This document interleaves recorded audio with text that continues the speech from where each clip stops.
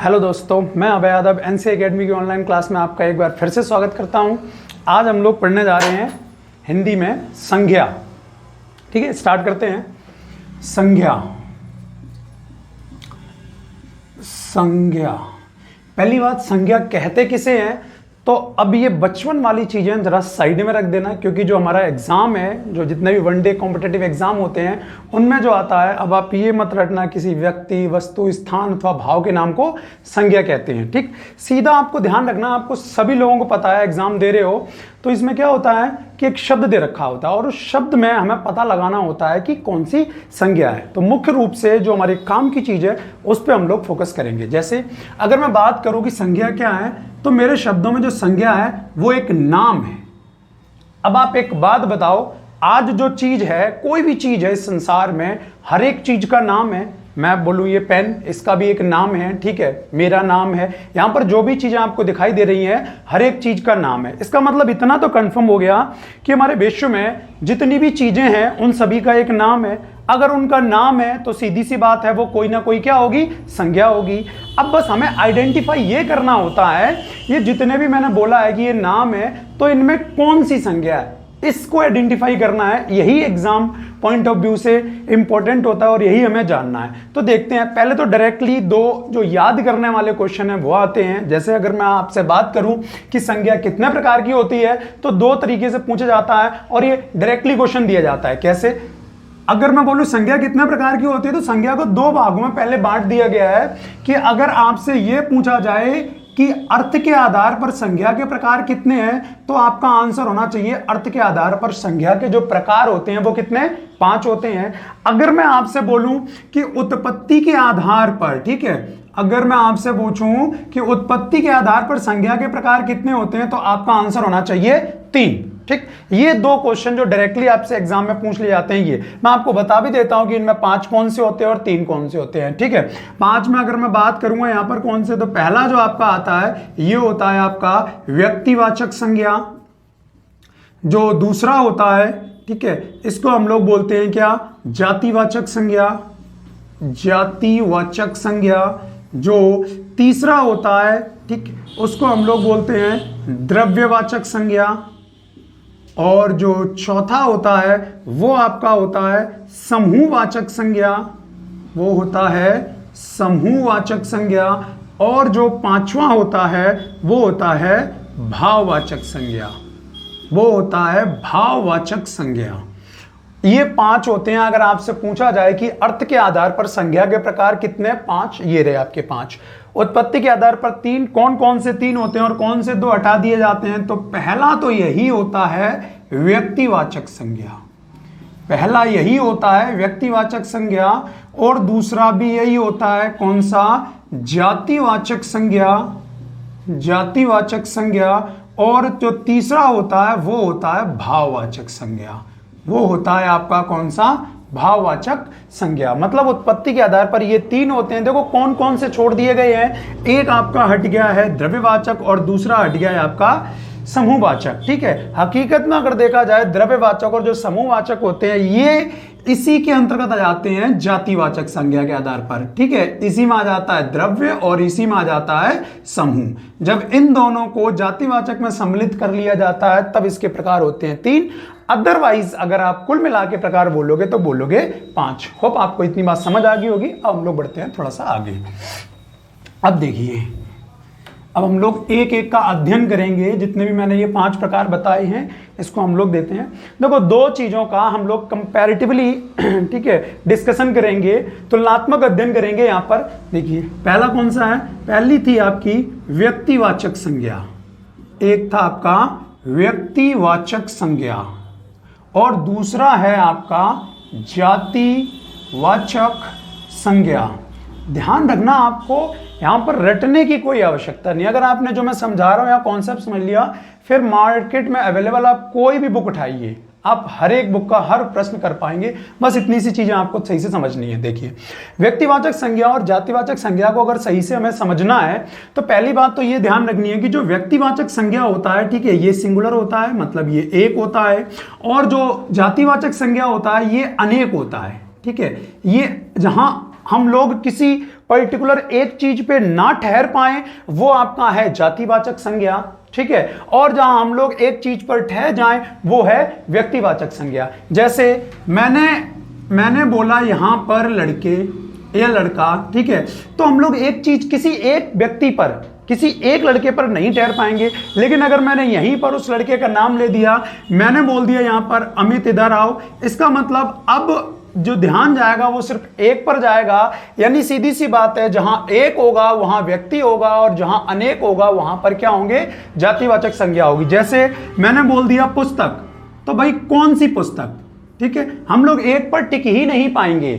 यानी अनेक पुस्तकें तो बहुत सारी होती हैं, बतेरी हैं, लेकिन अगर मैं किसी एक पर्टिकुलर का नाम ले दूं, एक का नाम ले दूं, जैसे मैंने बोल दिया रामायण या रामचरितमानस, मैंने बोल दिया रामचरितमानस, ठीक है, तो अब हम लोग एक पर टिक गए। जहां एक की बात होगी वहां व्यक्ति और जहां अनेक की बात होगी वहां जाति। जैसे मैंने बोल दिया पहाड़, जैसे ही मैंने आपसे पहाड़ बोला, भाई बहुत सारे पहाड़ हैं, हम लोग एक पे टिक ही नहीं पाए, ठीक है। अगर मैंने यहां पर आल्पस का नाम ले दिया, ठीक, इसका मतलब अब ये हमें पता है कि पर्टिकुलर एक का नाम लिया जा रहा है, ठीक।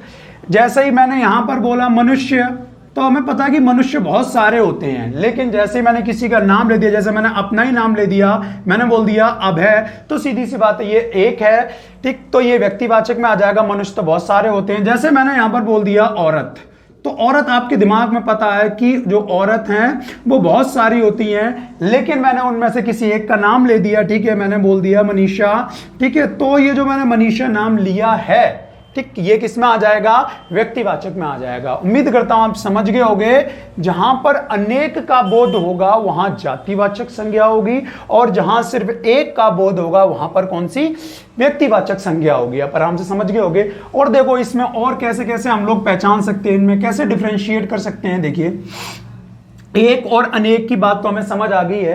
इसी के रिस्पेक्ट में आगे हम लोग चलते हैं। जो व्यक्तिवाचक संज्ञाएं होती हैं, ठीक है, ये एक टाइम के बाद खत्म हो जाती हैं। मतलब ये एक टाइम के बाद एक टाइम ऐसा आएगा कि ये खत्म हो जाएंगी, लेकिन जो जातिवाचक संज्ञाएं होती हैं इनका अस्तित्व कभी भी खत्म नहीं होता है। इनका अस्तित्व खत्म हो जाएगा लेकिन इनका अस्तित्व कभी भी खत्म नहीं होता है। जैसे मान लो मैं ही हूं अभय, ठीक है, एक टाइम के बाद क्या होना है, ठीक है, अभय, पहली बात मैं आपसे पूछूं कि अभय जो मेरा नाम है या मैं हूं, आप हैं, सब लोग क्या है, अभय, ठीक है, ये क्या है, एक नाम है और जहां नाम है वहां क्या है, व्यक्तिवाचक संज्ञा है। ये तो एक टाइम के बाद खत्म हो जाएगा, लेकिन अभय आता किसके अंतर्गत है, लड़का। इसका मतलब लड़का एक जाति और जाति कभी भी खत्म नहीं हो सकती है। जैसे मैं बात करूं नदी, तो नदी आपको पता है कभी भी खत्म नहीं हो सकती है, लेकिन आपने सुन रखा होगा, जीएस पढ़ते हो, जो सरस्वती है वो लुप्त हो चुकी है, जो सरस्वती है वो लुप्त हो चुकी है और आने वाले टाइम में जो काफी सारी नदियां हो सकता है लुप्त हो जाए, हो सकता है ना हो, लेकिन बस इतना कंफर्म है कि व्यक्तिवाचक संज्ञा एक टाइम के बाद खत्म होनी है, लेकिन जातिवाचक संज्ञा कभी भी खत्म नहीं हो सकती है। ठीक, तीसरी चीज ये भी है कि जो व्यक्तिवाचक चीज होती है, जो व्यक्तिवाचक संज्ञा होती है, इसका नाम को हम लोग परिवर्तित कर सकते हैं, लेकिन जातिवाचक जो संज्ञा होती है इसके नाम को हम लोग परिवर्तन नहीं कर सकते हैं। जैसे मेरा नाम है अभय, मैं अपने नाम को परिवर्तित कर सकता हूं। क्या अब लड़का को मैं क्या पुस्तक बोलूंगा? इसका मतलब क्या है, जो जातिवाचक चीज है वो कभी भी बदली नहीं जा सकती है। ठीक, मैंने एक विद्यालय का नाम मैंने कोई बोल दिया, जैसे मैंने मेरी इंस्टीट्यूट का नाम है एनसीआई, मैं इसको बदल सकता हूं। ठीक, लेकिन अगर कोई स्कूल है, कोई विश्वविद्यालय है, जो ये स्कूल है या विश्वविद्यालय है, ये जो विश्वविद्यालय होता है, विश्वविद्यालय, ठीक है, क्या इसको बदला जा सकता है?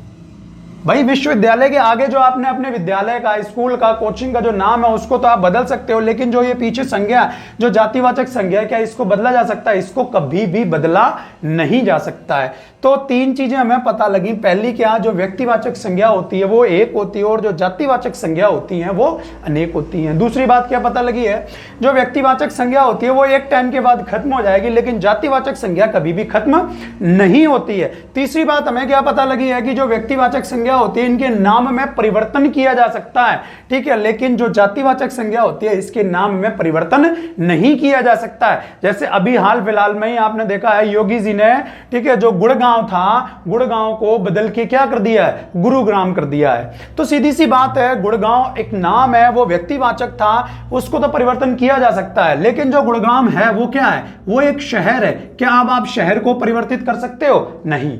ठीक है, शहर को पुस्तक, आम, विद्यालय नहीं बोल सकते ना, इसको तो चेंज नहीं कर सकते हैं, मतलब ये कभी भी परिवर्तित नहीं किए जा सकते हैं। जो भी परिवर्तन होता है वो सिर्फ और सिर्फ किसमें होता है, व्यक्तिवाचक संज्ञा में। ठीक, इसी के रिस्पेक्ट में आपको कुछ चीजें और ध्यान रखनी है कि अगर इनका वाक्य प्रयोग किया जाए, अगर इनका वाक्य प्रयोग किया जाए तो हल्के से चेंजेस आते हैं। जैसे मैं आपसे पूछूं, मैं आपसे बोल लूं यहां पर कि जो पशु है, ठीक है, ये क्या है, जब वाक्य प्रयोग किया जाता है या तुलनात्मक अध्ययन करवाया जाता है उसके हिसाब से चीजें बदल जाती है। मैंने बोला पशु क्या है, तो आप तुरंत बोलोगे जो पशु है वो क्या है, जातिवाचक संज्ञा है।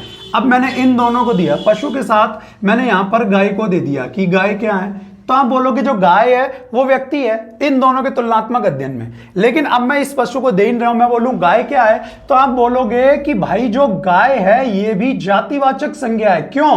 क्योंकि इसको भी बदला जा सकता है। गाय, गाय के प्रकार होते हैं, जैसे मान लो राठी गाय है ना, और भी गाय के प्रकार होते हैं। तो जो ये ऊपर है ये तो जाति है, और जो जितने भी इसके प्रकार बनते हैं, ठीक है, वो आपके बन जाते हैं क्या, व्यक्तिवाचक संज्ञा, वो आपके बन जाते हैं व्यक्तिवाचक संज्ञा। जैसे मैंने बोला पेन क्या है, तो आप पेन बोलोगे, पेन क्या है, जाति है, पेन क्या है, जाति है। लेकिन इसी पेन को अगर मैं इसके प्रकार बता दूं कि मैं आपसे पूछूं कि रिनोल्ड क्या है, ठीक है, अब मैंने इसका प्रकार बता दिया, ये रिनोल्ड क्या है, तो ये रिनोल्ड का जो पेन है, अब मैंने इसका प्रकार बता दिया, ठीक है, एग्जैक्ट जगह बता दी, इसका मतलब ये क्या बन जाएगा, ये आपका बन जाएगा क्या, व्यक्तिवाचक संज्ञा। आपको समझ आया होगा कि वैसे भले कोई जाति है या व्यक्ति है, लेकिन जब उसको पार्ट में डिवाइड किया जाएगा, जो सबसे नीचे वाला पार्ट होगा, ठीक है, वही आपका होगा व्यक्ति, और जो उससे ऊपर वाले होते हैं वो आपके होते हैं जाति। जैसे मैं बोलूं आपसे कि आम क्या है, मैं आपसे बोलूं कि आम क्या है, तो आप बोलोगे जो आम है वो जाति है। क्यों? क्योंकि आम के भी प्रकार होते हैं, ठीक, जैसे चौसा आम हो गया, दशहरी आम हो गया, ठीक है, चौसा हो गया, दशहरी हो गया, ये सारे के सारे जो ये प्रकार हैं, इनके जो प्रकार होते हैं, ठीक है, ये तो व्यक्तिवाचक संज्ञा होते हैं। और जिससे ये प्रकार निकले होते हैं वो संज्ञा कौन सी होती है, वो आपकी होती है जातिवाचक संज्ञा। ठीक है, अब आगे देखते हैं यहां पर।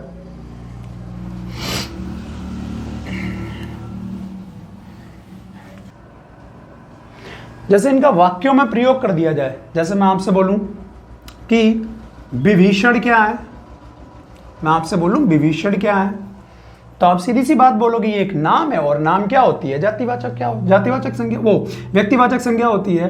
अगर मैं आपसे बोलूं कि रावण क्या है, तो सीधी सी बात है रावण एक नाम है, और जो नाम है वो क्या है, व्यक्तिवाचक संज्ञा है। ठीक है, मैंने बोला सीता क्या है, तो सीधी सी बात बोलोगे कि सीता एक नाम है, और जहां नाम है वहां व्यक्तिवाचक संज्ञा है। ठीक है, एक अपने हरिश्चंद्र ले लेते हैं, मैंने बोला जो हरिश्चंद्र है, ठीक है, ये क्या है, तो आपने बोला ये एक नाम है, और जहां नाम होता है वहां क्या, व्यक्तिवाचक संज्ञा होती है। लेकिन आपको ध्यान रखना है कि अगर इनका वाक्यों में प्रयोग कर दिया जाए तो ये चीजें बदल जाएंगी। कैसे बदलती हैं?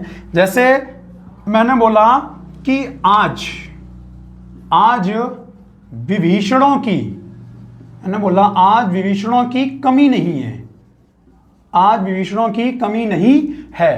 तो आप ये देखो, यहां विभीषण इकलौता था, एक था, तो ये व्यक्तिवाचक संज्ञा था। लेकिन अब यहां विभीषण अनेक हो गई है, और जहां अनेक हो जाते हैं वाक्य प्रयोग हो गया। अभी मैंने आपको बताया था जहां पर अनेक हो जाते हैं वहां पर क्या हो जाता है, वहां हो जाती है कौन सी, जातिवाचक संज्ञा हो जाती है। जैसे मैंने बोला रावण, मैं बोल सकता हूं कि आज मैं अगर आपसे बोलूं कि लंका का राजा कौन है, तो आप बोलोगे रावण, तो ये रावण क्या है, आप बोलोगे व्यक्तिवाचक, क्योंकि वो अकेला ही था लंका का राजा। ठीक है, लेकिन अगर मैं आज बोलूं कि आज हर घर में रावण है, इसका मतलब रावण की बात नहीं हो रही है, रावण की जो अच्छाइयां या बुराइयां थी उनकी बात हो रही है, बहुतों की बात हो रही है। और जहां बहुतों की बात होगी वहां पर अब व्यक्तिवाचक ना हो के कौन सी बन जाएगी, जातिवाचक हो जाएगा। मैंने बोला कि आज हर घर में रावण है, ठीक है, आज हर घर में रावण है, तो अब ये मैंने रावणों नहीं किया, उसके बावजूद भी ये अब क्या बन गया, जातिवाचक बन गया। जरूरी नहीं है, ये आपको वाक्य का प्रयोग देखना है। मैंने बोला कि आज हर घर में रावण है, यानी जो उसके अंदर जो बुराइयां थी वो आज हर घर में है, यानी बहुत सारी बात हो रही है। और जहां बहुत सारी बात होती है वहां पर कौन सा हो जाता है, जातिवाचक संज्ञा हो जाती है। इसी प्रकार मैं सीता ही बोल सकता हूं ठीक है, सीता के बारे में बोल सकता हूं, मैं सीता की अच्छाई के बारे में बोल सकता हूं कि आज हमारी जो स्त्रियां हैं, ठीक है, वो सीता और अनसुईया की तरह, अगर मैं अनसुईया का नाम ले लूं तो उनकी क्वालिटीज की बात हो रही है और बहुत सारी हर घर की बात हो रही है। और जहां पर बहुत सारी बात हो जाती है वहां पर क्या आ जाता है, जातिवाचक संज्ञा आ जाता है। इसी प्रकार मैं हरिश्चंद्र के बारे में बोल सकता हूं कि अगर देखा जाए तो आज, ठीक है, आज हरिश्चंद्रों की कमी नहीं है, मैं ऐसे बोल सकता हूं। तो जैसे ही मैंने ये वाक्य बोला आज हरिश्चंद्रों की कमी नहीं है, इसका मतलब ये जो हरिश्चंद्र था ये इकलौता था, आज इसके गुणों की तुलना हो रही है। तो सीधी सी बात है, अब जो यहां पर हरिश्चंद्र आएगा वो क्या हो जाएगा, वो हो जाएगा आपका जातिवाचक संज्ञा हो जाएगा। ठीक है, अब थोड़ा सा हम लोग आगे देखते हैं।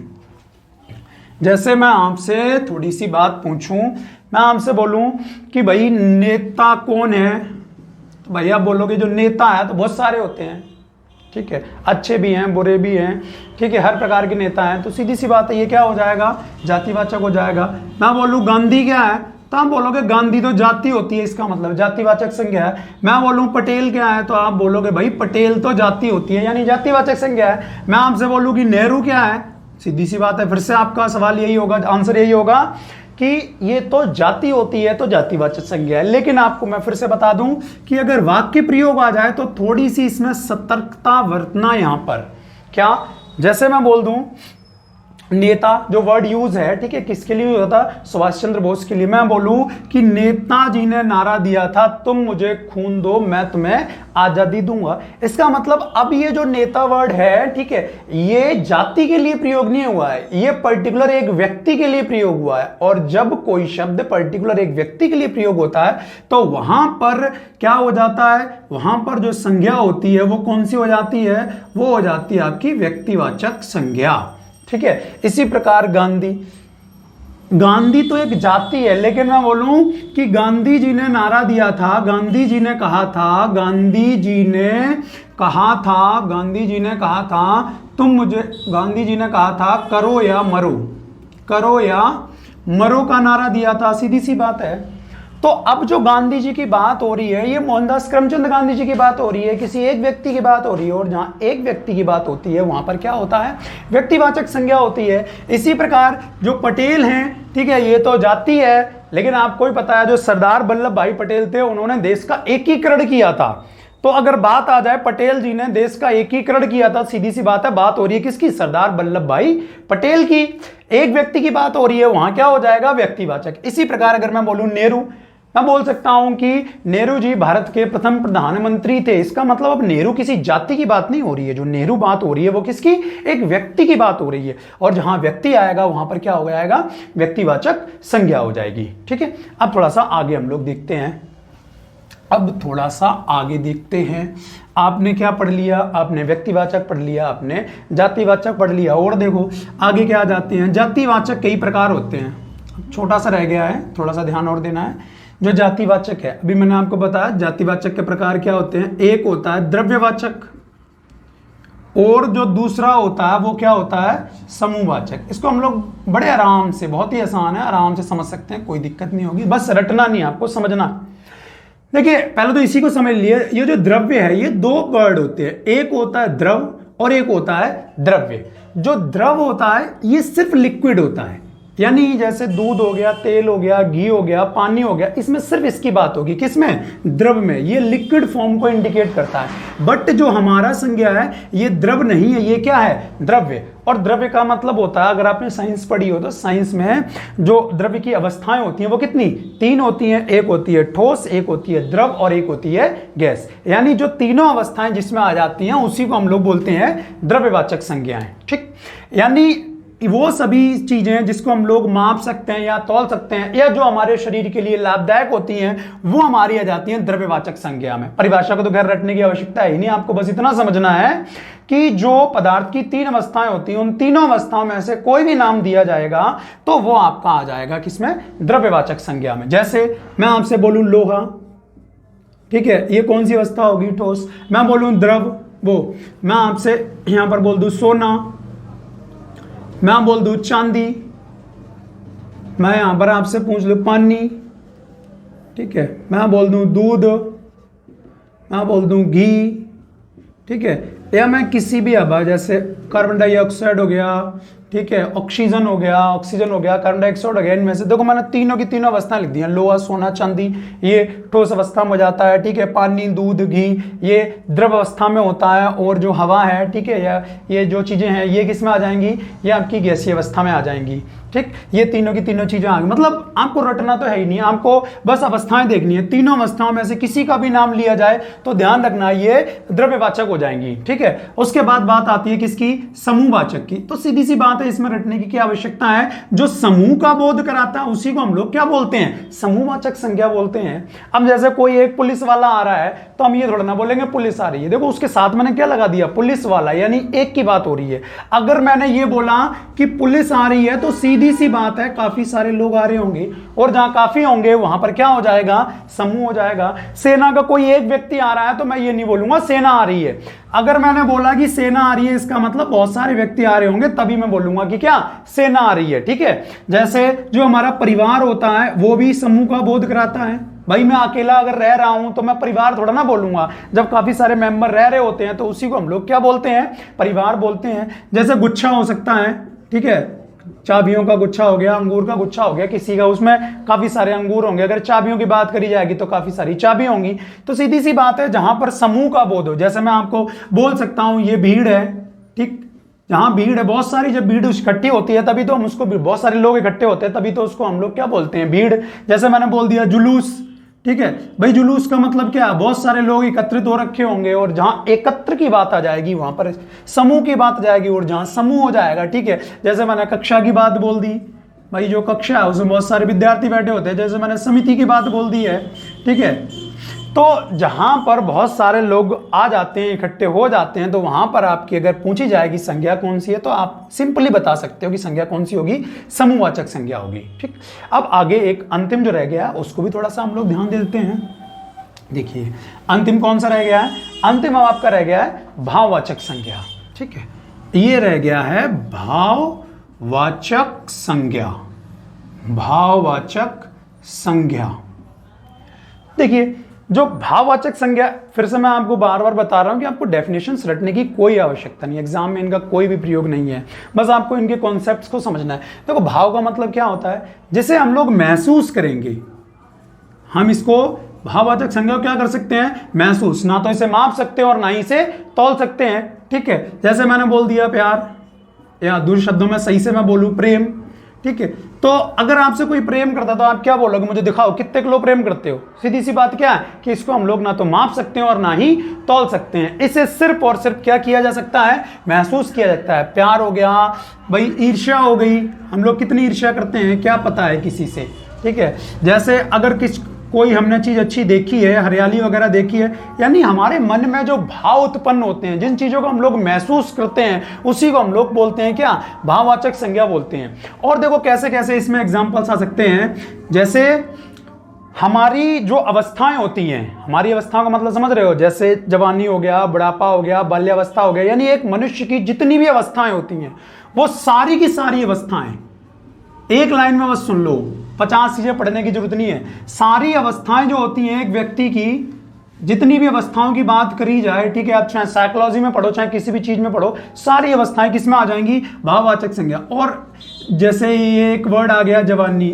और जो सबसे फेमस जो एग्जांपल है वो है बुढ़ापा। आप कोई भी मार्केट में अवेलेबल कोई भी बुक उठाओगे उसमें एक ये शब्द जरूर मिल जाएगा कि बुढ़ापे में कौन सी संज्ञा है, तो आप आराम से बता सकते हो कि कौन सी है, भाववाचक संज्ञा। अब जैसे मैं बोलूं कि किशोरावस्था में कौन सी संज्ञा है, तो आपको सोचना ही नहीं है भाई, आपको सिंपली बता दिया है हमारे जीवन की जितनी भी अवस्थाएं होती हैं वो सारी की सारी जो अवस्थाएं होती हैं किसमें आ जाती हैं, भाववाचक संज्ञा में आती हैं। आपको एक चीज और ध्यान रखनी है, ये सारी की सारी चीजें तो आ ही जाएंगी जिन्हें हम लोग महसूस करते हैं।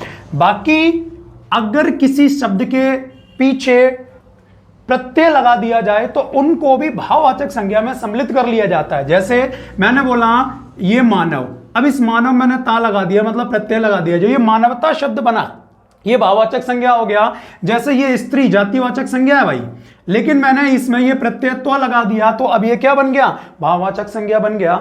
जैसे मैंने यहां पर ये लिखा पशु, ये जातिवाचक है, लेकिन मैंने पशु में क्या लगा दिया, पशुत्व, ये जो पशुत्व बन गया ये क्या बन गया, भाववाचक संज्ञा बन गया, ठीक है। जैसे मैंने लिख दिया ममता, ठीक है। और इस ममता को अगर मैं बनाना चाहूं, ममत्व लिख सकता हूं या ममता लिख सकता हूं। मतलब सीधी सी बात है, अगर प्रत्यय लगाने से कोई शब्द बन रहा है, ठीक है, तो मोस्टली जो शब्द होते हैं वो आपके आ जाते हैं किसमें, भाववाचक संज्ञा में आ जाते हैं। ठीक, जैसे मैं आपको लिखूं, बोलूं शत्रु, तो शत्रु क्या है भाई, जाती है, लेकिन इसी शत्रु मैंने लगा दिया क्या, शत्रुता, तो ये क्या बन जाएगा, भाववाचक संज्ञा बन जाएगा। अब आप समझ गए होंगे।